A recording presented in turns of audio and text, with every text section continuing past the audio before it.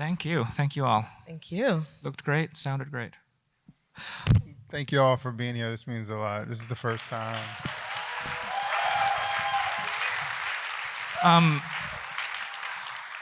I'll just start by asking, well, Kahlil, you can start, and the others can join in. If you can tell us how this began, because before Black News was a film, it was an installation. Yeah, so if you can, and the film itself was many years in the making. So Yes. if you can just, briefly summarize. For sure. Black News started out as an art project in 2018, and it was an approach to journalism. Let's say we called it conceptual journalism, and because of that, it's a group effort. And when you open up a newspaper, there's hundreds of people involved in the paper that you've read, but it kind of has a coherence, and the editor-in-chief is kind of responsible for that coherence. And I've always considered myself editor-in-chief of Black News, if you will. Mm-hmm. And we showed a 30-minute excerpt of it at Sundance in 2020, which is January 2020. And so cut to March, and everyone remembers what happens in March 2020.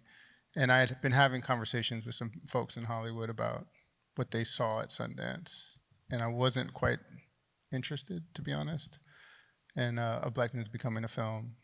But by March, that changed. George Floyd and me wanting to make movies forever, no one knowing what was going to happen for the next day or two ahead of them, that it made sense. So that's how it started as a film. I'm curious why you were not interested at that, initially in making it a film. Was it because of, I guess, the form of the installation was evolving? It was something that was Black News was always an actual company. Right. As an artwork, it was the idea of a company as a work of art, not like a video installation per se. And so the idea of it being a film, as a filmmaker, just didn't. It had no. It was dissonant. It was a dissonant idea, and not like something that sounded good to me. But I think the more that we spoke about it, we talk about form in filmmaking a lot, and just in our practice, and just as Black folks, picked up classical instruments and made jazz, we always talk about how in filmmaking, our hand hasn't completely been seen. I mean, we're still dealing with like the 3-act structure and, neoclassical literature that goes back to ancient Greece. And so we're just like, well, what's our form of storytelling? And then when we really thought about Black News as like form in cinema, we're like, yeah, this could work. So. What were some of those formal ideas? Some of the formal ideas. Yeah, what were you talking about? Well, I think that's the thing. It's like this free form. It's free thinking. It's like there is no form. There's nothing to kind of like latch onto in terms of, structure, or just like, you have to hit this kind of moment in the plot before we go into the next thing. So, and I think that's something that this film really does achieve. I feel like there's something also though about grammar and syntax and the way y'all work in syntax. And what makes Kahlil and Onye killers is not their obsession with their own singularity or their obsession with denying other people's labor, which is essentially the idea of authorship that we're all stuck with, but living in the many. And to me, that feels like Patrice Lumumba. You know what I mean? Like, he wasn't, there's nothing about the great man. It's the fact that he was a beer salesman and knew how to gather people. And so I feel like that living in the many constantly, the syntax of how this got made, I would say, is the formal origin point. There's also there's a lot of people in the audience who worked on the film, and we have to shout them out. Please like, do. Where do we start? There is the editor, Paul Rogers, who's one of the many editors. Fantastic. Who also cut Everything Everywhere All at Once. No big deal. Oscar. There's also one of the writers. His name is Madebo Fatunde. He's one of the futurists. Incredible. I don't even know how he did it. One of the things I was able to persuade the studios to allow me to do was to feature other filmmakers in this film, which is an extremely radical concept, honestly, in a Hollywood context. And so Raven Jackson was one of the directors. She's here. Kaneza Schaal, who is a theater director, directed for the first time on screen for this film, which is pretty amazing.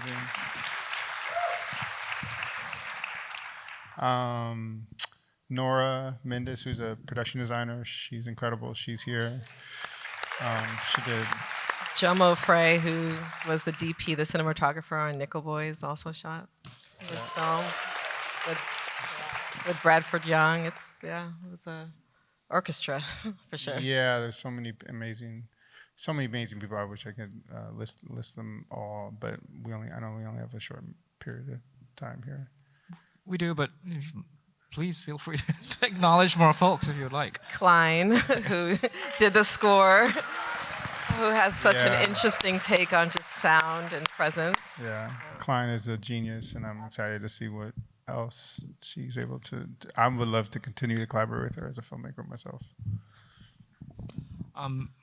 Just to come back to the process, obviously, many amazing collaborators, but you also had many co-writers. I'm just curious what the writing process for a film like this was like. So we approached this project like an album. So anyone who's familiar with how music is recorded, there's a lot of writers typically on any given song or the musical notation, and I approached that in a similar way throughout the whole process. In the same way that we featured other directors, in the same way you feature artists on an album, we had like poets and novelists and journalists contribute pieces that weren't technically screenwriting or weren't traditional screenwriting. So the film can be broken up in tracks. We all know we can go to YouTube tonight and like watch our favorite scene from Charlie Chaplin or Michael Mann or whatever. We can just literally, the scene with De Niro and Pacino in the restaurant like comes up on YouTube. I assumed my film is going to somehow find its way on YouTube in 5 years, 10 years, and I just kind of beat everybody to the punch by creating tracks, if you will. And so there's writers per track that we've carved out, not necessarily expecting YouTube, but actually thinking about this film formally as an album. There's many layers in the film, but R.I.P. Assata Shakur. I gotta say that. I mean, there's two people I was thinking about when I was making this film. And they were both alive at the time. It was artistically Jean-Luc Godard and politically Assata Shakur, who both are obviously represented in the film, and they both passed away before the film came out, which was like made me cry, but profound for sure. And she just passed away. Yeah. There's many layers in the film that I think we could talk about for hours, but there are a couple of key, I guess, through lines that I was hoping you could expand on, and one is the encyclopedia. I'm wondering if you could say a little bit about that idea as a kind of frame for the film, but I'm also wondering if you felt like there was a kind of encyclopedic impulse on your part in how you made the film.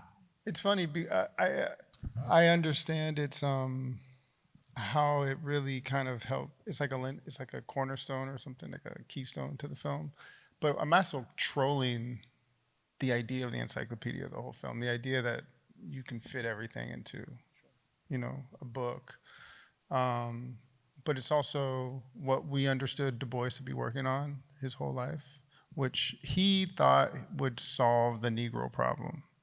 If he was able to publish his version of the Africana Encyclopedia, which is, as we can look at it now and see how it's not laughable, because I think that's cruel, but it's naive, maybe, to say the least, to think that an Africana encyclopedia would solve our problems. In fact, we don't care about it, and that was the whole point. It's like there's something that's on everybody's shelf that nobody's looking at, to really guide them through their life. Myself included, my father had gifted it to my brother. I never opened it up. And only in the making of this film, and I remember seeing it, we were in post-production. We were editing the film. And I remember going to the studio and being like, oh my God, we actually have an encyclopedia. I should actually open it. And I opened it and I saw my dad's inscription to my brother. I'd never seen that before. And so it ended up being obviously fundamental to the framework of the film. But it was also it came very late in the process. I didn't know this until you just told me earlier that a few minutes ago that those aren't actual page numbers. Well, yeah, so, yeah.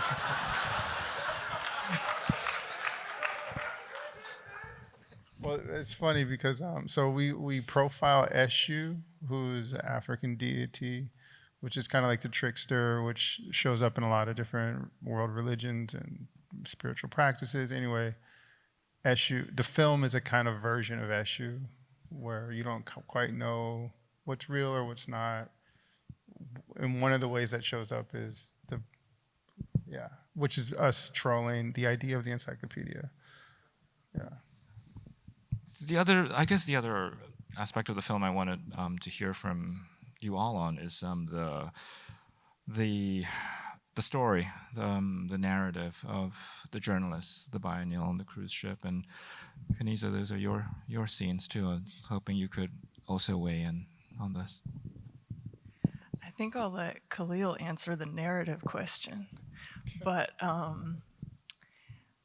was really struck tonight by, in all of the characters, but in the entire film, kind of artifice and authenticity. And I was thinking about mask and how you can like divide the world into cultures who use mask to hide, to conceal, and cultures who use mask to show, to transmit data. And I was thinking about, I assume a lot of filmmakers here, so you'll pardon me, but I have zero interest in American psychological realism. and I was really delighting in the way mask functions in all of that storytelling, and mask as a way to transmit data. That does not answer your question about story. No, that's great. Kahlil, I'm just curious. No, but I'm still buffering what Kaneza just said. Dennis, your question was about the journalist. I guess just wanting to have a very strong narrative element in this film that deals with material. Yeah, that goes into what Black News as a project is interested in, which is truth versus facts. And if you go to journalism school, they teach you that you got to go get the facts. That's it. Something you can't see or observe is not really worth. Now we're in a different era where someone's opinion is fucking news. I don't know how that happened, but facts is the cornerstone of journalism, right? And the conceit of that is that facts somehow equal the truth. And I'm only interested in the truth, and I think a lot of artists tend to only be interested in the truth. And when you start getting into storytelling and narrative and fiction, very often you learn that you can get closer to the truth sometimes by creating stories, which is why stories are so powerful, and people really find themselves in stories. And so where it also goes into, you can manipulate facts to somehow create an idea of the truth, which is actually not true. So there's a moment in there that says, fuck your facts, which goes back to Du Bois's whole project, who was invested in science to somehow unveil what's the Negro problem. If we just presented the facts from a scientific POV, he's the father of American sociology as a field, which is based on science, scientific. And I'm understanding that obviously didn't work. The encyclopedia being the most penultimate version of that, right? It's just a series of facts. that ultimately falls short. I guess to answer your question. Yeah, but it's also a story that allows you to bring in so much, like I don't know, everything. Marcus Garvey and Noah Davis and Okuyan Resort, that's all part of that as well. So. Yes, it's encyclopedic. And not. Okay, last question. We're running out of time, but you mentioned Godard, and I wanted you to talk about one of my favorite scenes in the film is your citation, your sample of Godard with an interesting intervention. For sure. Well, I've always been excited about the possibility of introducing sampling to cinema, which is something I got from Godard from that film, from My Life to Live. And so I actually learned that he passed away when we were editing the film. So me and the editors, Paul was there. We started just playing with that. It was an internal joke, to be honest. So there was a distributor attached earlier on to the film, and I kind of, as you saw, I rewrote the subtitles into English. And at the time, we had to show versions of the edit to the distributor, but the film had not found any version of itself yet. It was extremely immature. And so I was writing pointed kind of jokes about the distributor, and originally, because Godard had just passed. And it was my way of saying to show him something. And then somehow that kind of maintained everyone liked that moment. But Godard really introduced sampling to me as a concept in that film, obviously sampling Joan of Arc, and in a really profound way. And no filmmaker since has really done that in a way that I've felt. And so this film is a really radical, obviously, idea of sampling. And that's something I think Onye can easily talk to. Well, just kind of going back to the Godard clip, I think it was originally accepted because no one thought we could clear it. And with the generous help of Barry Jenkins and through a series, just a network, which, we were able to. And that's just another thing I must say about this film. It's just that we leaned on our filmmakers, like all the folks that we know a lot. And like you said, there's a lot of filmmakers out here, and I think sometimes we don't realize the power of our network in terms of getting things done. And but with this film, it was like a true labor of love in terms of everyone really rallying to make sure it was realized. Yeah, I'm sure, and yeah, it really shows. And it's also, I think, actually one of the most Godardian films I've seen in a long time. We're out of time, but I want to say that we'll have the opportunity to hear from them, and also from a couple of amazing filmmakers. Raven Jackson and Savannah Leaf will be in conversation with the Black News team on Monday, so please come for that. Shout out to Rich Spirit for yeah. Yes. So thank you to all of you for the film, and for being here with us tonight. I appreciate it. Thank you all. Thank you all.